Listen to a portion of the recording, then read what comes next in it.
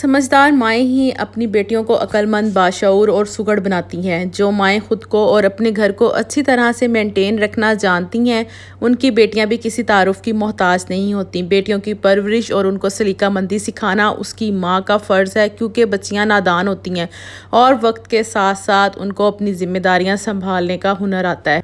घर के काम तो सभी करते हैं, लेकिन घर के कामों से रिलेटेड कुछ चीज़ें ऐसी भी होती हैं जिनको अगर हम फॉलो करें तो ना सिर्फ लाइफ आसान बल्कि घर के काम करने में भी मज़ा आता है।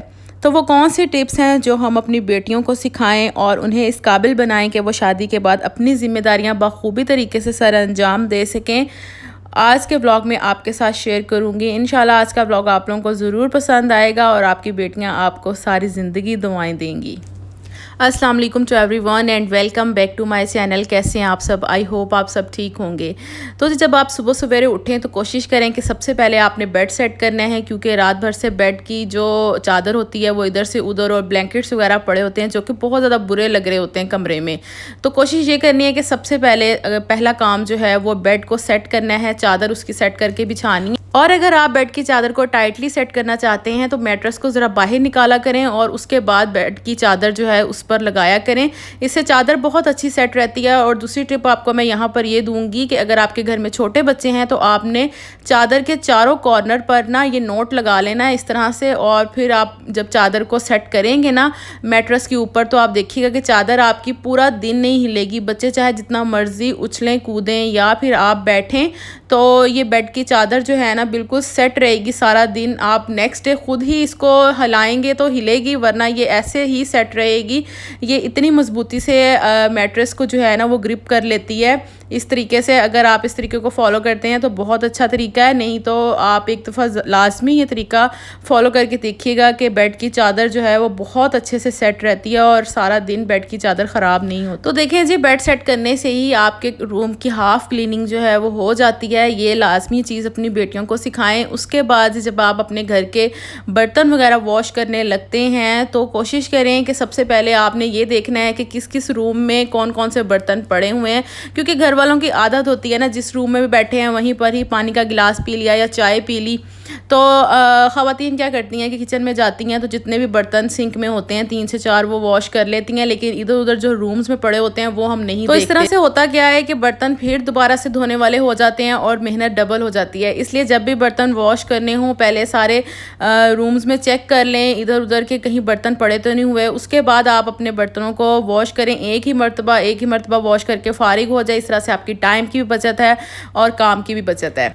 और टिप नंबर 3 मेरी ये है कि मेरे पास ये देखें माइक्रोफाइबर क्लॉथ हैं। ये आपको हर जगह से क्रॉकरी वाली शॉप से भी इजीली मिल जाएंगे। ये किचन के कामों के लिए अगर आप इसका इस्तेमाल करते हैं ना तो यकीन करें कि आपके काम बड़े आसान हो जाते हैं। किचन में सफाई बहुत आती है इस कपड़े से, क्योंकि इसमें पानी को एब्जॉर्व करने की ताकत होती है। आप किचन को क्लीन करें जिस तरह से मर्जी, टाइल्स वगैरह को साफ़ करें, स्टोव साफ़ करें इससे आप, तो ये बहुत अच्छी चीज़ है। अच्छा, मैं आपको बताती हूँ कि मैं इनको किस किस कामों के लिए यूज़ करती हूँ। एक तो मैं इससे क्लीनिंग करती हूँ अपने सारे टॉप काउंटर की, और दूसरा जब मैं बर्तन वगैरह वॉश कर रही होती हूँ ना तो यहाँ पर इस साइड पर ना बहुत ज़्यादा पानी के छींटे पड़ते हैं और अक्सर औक़ात मेरे कपड़े भी यहाँ से जो है ना वो ख़राब हो जाते हैं। तो अगर हम लोग यहाँ पर माइक्रोफाइबर क्लॉथ लगा लें और उसके बाद हम लोग बर्तन वगैरह वॉश करें तो यकीन करें कि जितने भी पानी के छींटे होंगे ना सारे इस कपड़े के ऊपर पड़ते हैं और ये पानी को जज़्ब कर लेता है, जिससे आपके कपड़े बिल्कुल भी ख़राब नहीं होते। और उसके अलावा बर्तन धोते वक्त जो पानी टॉप काउंटर पर गिरता है वो भी आप इस माइक्रोफाइबर से जब साफ़ कर लेते हैं तो आपका टॉप काउंटर बिल्कुल ड्राई हो जाता है। अच्छा जी, यहाँ पर मैंने एक टोकरी लगाई हुई है जिसमें मैं बर्तन वगैरह वॉश करके रखती हूँ और इसके नीचे मैंने एक स्टैंड रखा हुआ है जिससे पानी जो है वो ईजिली यहाँ से निकल जाता है सिंक की तरफ। लेकिन अक्सर औक़ात क्या होता है कि जब मैं बर्तन वॉश कर रही होती हूँ तो पानी इस साइड से भी गिरता है, यानी कि इसके नीचे जो है वो कैबिनेट बने हुए हैं और पानी यहाँ से गिरता है। उसकी हिफाजत के लिए जो है ना मैं यहाँ पर एक माइक्रोफाइबर क्लॉथ लगा देती हूँ और जब मैं बर्तन वगैरह वॉश करती हूँ तो पानी आराम से जो है इस माइक्रोफाइबर में चला जाता है और मैं इसको जो है वो निचोड़ कर साफ़ कर लेती हूँ और इससे मेरे कैबिनेट बिल्कुल भी ख़राब नहीं होते, कैबिनेट साफ़ रहते हैं। और अगर आप चाहते हैं कि आपके कैबिनेट लॉन्ग टाइम चले, पानी की वजह से बिल्कुल ख़राब ना हो, तो आप ये तरीका ज़रूर फॉलो करें। इसके बाद जी टिप नंबर 4 आपके साथ शेयर करने वाली हूँ। जब हम लोग आटा गूँदने के लिए आटा छानते हैं ना पहले, तो होता क्या है कि आटा छानते वक्त आटा जो है हमारा टॉप काउंटर पर गिर जाता है और टॉप काउंटर जो है हमें बार बार साफ़ करना पड़ता है। तो टॉप काउंटर की केयर के लिए जो है ना आटा आप इस तरह से गूँदने की बजाय अगर आप यहाँ पर एक अदद रुमाल बिछा लें, कोई रफ़ सा रुमाल हो आपके पास, आप उसको रख कर और उसके ऊपर फिर आप अपनी आटे वाली परात रखें और फिर आप आटा छानें, तो जितना भी आटा गिरेगा उसकी डस्ट जो है वो इसी रुमाल पर आएगी। आपका टॉप काउंटर बिल्कुल भी ख़राब नहीं होगा। उसके बाद आप अपने रुमाल को जो है वो साफ़ कर लें। और यही सेम तरीका जो है आप रोटी पकाते वक्त भी करें। जब भी आप रोटी बनाने लगें एक रुमाल लाजमी नीचे रखें, उसके बाद आप रोटी बनाना स्टार्ट करें। तो इस तरह के छोटे छोटे काम जब आप अपनी बेटियों को बताएंगे तो वो ज़रूर सीखेंगी। उसके बाद जी किचन के ऑर्गेनाइजेशन के मुतालिक बात करते हैं। कुछ ऐसी चीज़ें होती हैं जो कि हमें टॉप काउंटर पर रखनी ज़रूरी होती हैं, जैसे कि घी, ऑयल, चीनी, पत्ती, अचार वगैरह। लेकिन अगर आपके किचन में स्पेस कम है और आप चाहते हैं कि चीज़ें जो हैं वो ऑर्गेनाइज होकर कम स्पेस में आ जाएं, तो आप क्या करें कि इस तरह की कोई भी बाज़ार से टोकरी या फिर जो आपके पास छोटी मोटी घर में ट्रे होती है उसको लेकर आप उसको ऑर्गेनाइज़ करें, चीज़ें वगैरह सारी उसमें, जैसे कि ऑयल रखें, उसमें आप अचार रखें, चीनी पत्ती रखें और उसको आप अपने टॉप काउंटर पर आराम से जो है ना वो रख सकते हैं एक कॉर्नर में। इससे आपकी जो किचन की जगह होती है वो भी बहुत कम घेरी जाती है, चीज़ें आप ज़्यादा से ज़्यादा रख सकते हैं। इस तरह से आपकी किचन में स्पेस भी ज़्यादा, खूबसूरती भी और चीज़ें भी ऑर्गेनाइज होकर पड़ी रहती हैं, जिससे आपका किचन हमेशा के लिए साफ़ सुथरा नज़र आता है। उसके बाद जी नेक्स्ट टिप की तरफ चलते हैं। हमारे कैबिनेट में इस तरह के रेडीमेड मसाले तो मौजूद होते हैं, हर घर में यूज़ किए जाते हैं। हाफ़ हाफ़ हम यूज़ कर लेते हैं, हाफ़ जो है वो हमारे इसी तरह से कैबिनेट में पड़े रहते हैं, जो कि बहुत ज़्यादा मेस क्रिएट करते हैं। इस तरह की बकेट्स वगैरह जो होती हैं ना, ये आप बाज़ार से लाजमी ले लिया करें।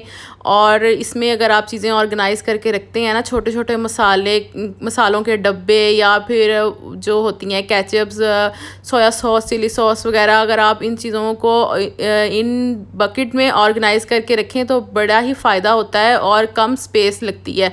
तो इस तरह से मैंने इन बकेट्स में जो है ना अपने मसालों वाले डब्बे रखे हुए हैं, जिसकी वजह से मुझे काफ़ी ज़्यादा सहूलत रहती है, काफ़ी ज़्यादा मेरे किचन में स्पेस रहती है और चीज़ें भी जो है ना वो मेरी ऑर्गेनाइज होकर पड़ी रहती हैं। कम स्पेस में यानी कि छोटे किचन में अगर आप इस तरह के चीज़ों को जो है ना वो समेट कर ऑर्गेनाइज़ करके रखते हैं तो आपको काफ़ी फ़ायदा हो जाता है।